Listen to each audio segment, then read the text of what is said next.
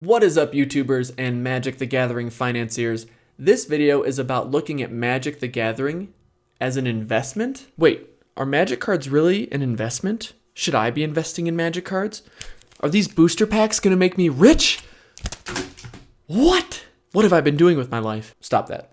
This video is going to cover generally how people invest in Magic, the pros and cons to investing in Magic, and why anyone would want to invest in a collectible card game. Let's get into it. What are investments? Adam Smith, he defined investments simply as something you throw your money at today in hopes it will throw more money back at you tomorrow or in the future. Then further simplified it with invest sprinkles today, tomorrow make it rain. We traditionally think of investments as stocks, bonds, mutual funds, ETFs, but there are loads of other investments out there, and another very popular one would be collectibles like Magic cards. And like all investments, they are not immune to risks and rewards, pros and cons. I do just want to note real quick that I'm not going to talk about Magic the Gathering online. I'm only talking about the physical cardboard cutout cards that we all know, love, and adore. So how do you invest in Magic? Where do you start? Welp. It's not much more complicated than just buying and selling cards. They go up and down in value. You buy and sell them as you see fit. That's investing in Magic cards. I do a lot more buying than I do selling and trading. My fiance loves that. Another way to invest in Magic, though, is buying sealed product, like a booster box, for example, which is what I'm going to use in this video because I think it's just the simplest example to run with. They're no different in the sense of you're still buying a physical product, looking at the value of that product and then selling it or buying it depending on whatever your investment goals may be. The one distinction I do have to make, though, is an open card. You can Google it, you can go on eBay, you can see what that card is worth. However, with sealed product, you're now trading on the EV, or expected value. Expected value is a calculated number using the known prices of cards in that set. We don't know what a pack contains, but we do know that every pack contains a rare. We know how many mythics we're supposed to get on average, and we can use all of those known numbers to help us calculate how much a box on average is supposed to be worth. So if a set is a really popular set, it's doing really well, it has a lot of powerful cards, that set's EV will raise to match the average price of those cards going up. But if you have a set that isn't doing so well, the value of the cards is dropping, they're not very desirable, the box's EV will also drop. So we got the basics of how to invest in Magic cards, but why would someone want to invest in Magic cards? What are the pros and cons to investing in cardboard? To answer that at a high level, I'm going to give 3 pros and cons to just help in any decision-making process out there. The first pro would be there's clearly money to be made. I mean, let's just jump in to the quintessential example, the card that everyone knows, even if you don't play Magic, the Black Lotus. When Magic cards first came out, these things were worth dollars, maybe tens of dollars. But then they went up to hundreds of dollars, and now they're worth thousands, if not tens of thousands of dollars.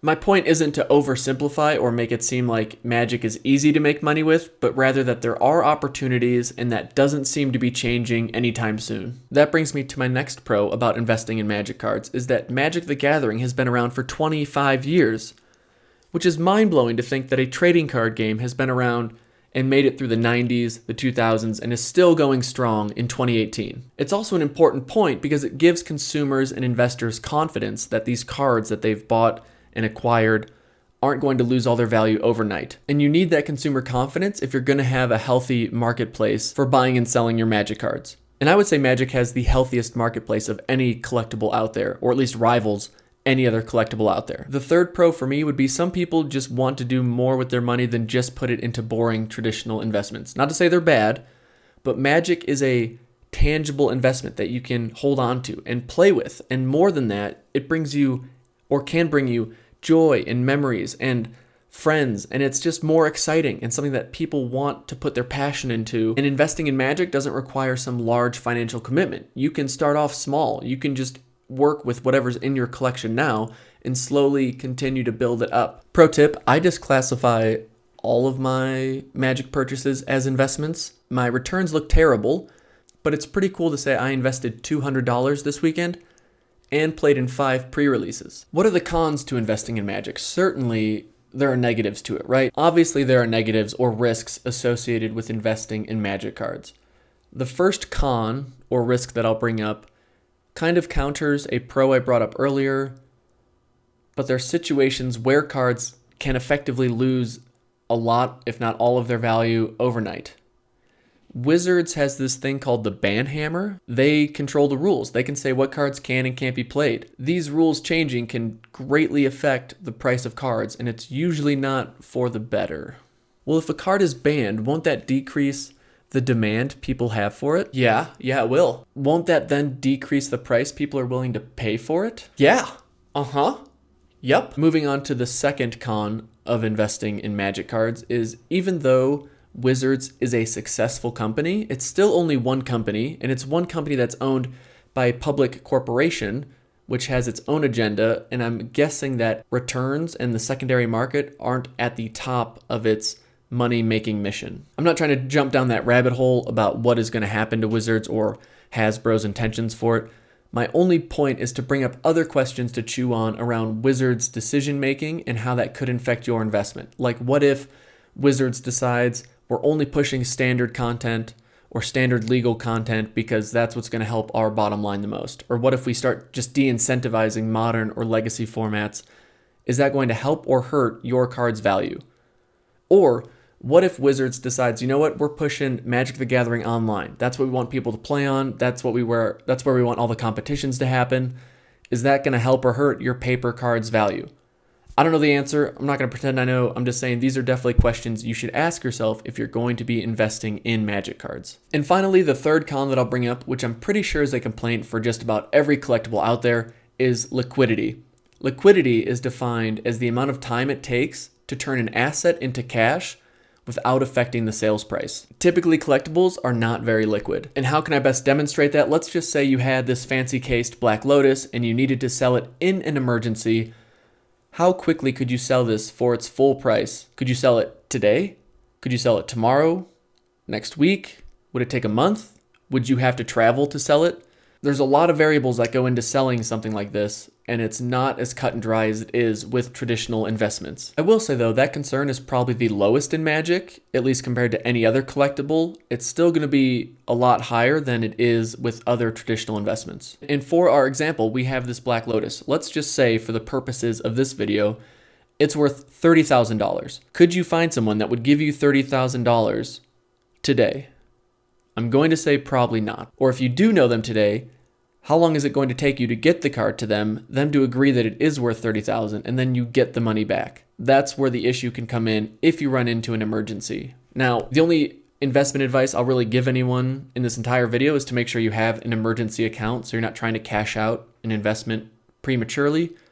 But in case you don't, Magic cards should not be seen as an emergency fund. I think that's fair enough to say. And about selling the Black Lotus, I'm not trying to say I have the answers or what the best answer is or situation is for that, or that situation even applies to you today, but it is something you should think about for tomorrow if you're going to invest in cards. They can be hard to move, especially if time is not on your side. So let's wrap this up. Why would anyone invest in Magic cards? I'm sure there's plenty of reasons, but I've typically seen it come down to two decisions someone is making. The first one being, some folks just don't like not being involved in their investment. They want something that's more exciting, or they want something that they're way more informed on, and they don't like making ill-informed financial decisions. And for whatever reason, that crossroads meets at Magic the Gathering. It's a game they love or a passion they have, and to them, it's just another version of the stock market. They can take positions on cards, they can try and do buyouts and such. It's just something they enjoy, and that they've found returns in flipping these Magic cards. To them, it's the best of both worlds. Magic the Gathering, a game they love, and trading to make money. The other scenario is one I touched on before, is that people really like playing Magic. People love playing Magic, and they're going to spend money on it anyway. But they can use investing as a means to lower their overall cost or the hit to their wallet. Because Magic can get expensive. I mean, especially if you're going every week to Friday Night Magics, you're traveling to Grand Prix. If you want to make a YouTube channel that can get to 1,000 subscribers, you're going to have to spend money. And it really adds up. It adds up quickly. Knowing the cards, knowing their worth, knowing where they fit in the meta. This knowledge can really help you save money on this amazing hobby, on this amazing game that we all know and love. And I don't know what your situation is. I don't know what your interest level is with investing in Magic cards, but I do want you to remember that this is just the tip of the iceberg. And like anything you can invest in, the more you get into it, the more complicated you realize it is, the more complex it can become. I'm planning to make some follow-up videos where I get into the nitty-gritty of the magic economy. If you're interested in that, please do hit that subscribe button. I'd really appreciate it. If you like this video too, let me know. Leave a thumbs up, leave a comment, let's talk. Let me know if there's something else you'd like me to cover or expand on. Let's talk in the comments. If you enjoyed the video or you found it entertaining, I'd be stoked if you would share it with your friends, because you know people I don't, and maybe they'll learn something from it. Maybe they'll find it entertaining. It'd really mean a lot. Either way, I hope life's treating you well. I hope you found the video entertaining or at least learned something, or maybe I just gave you some questions to chew on. Thank you for watching. I really do appreciate it. We'll see you in the next one. Peace.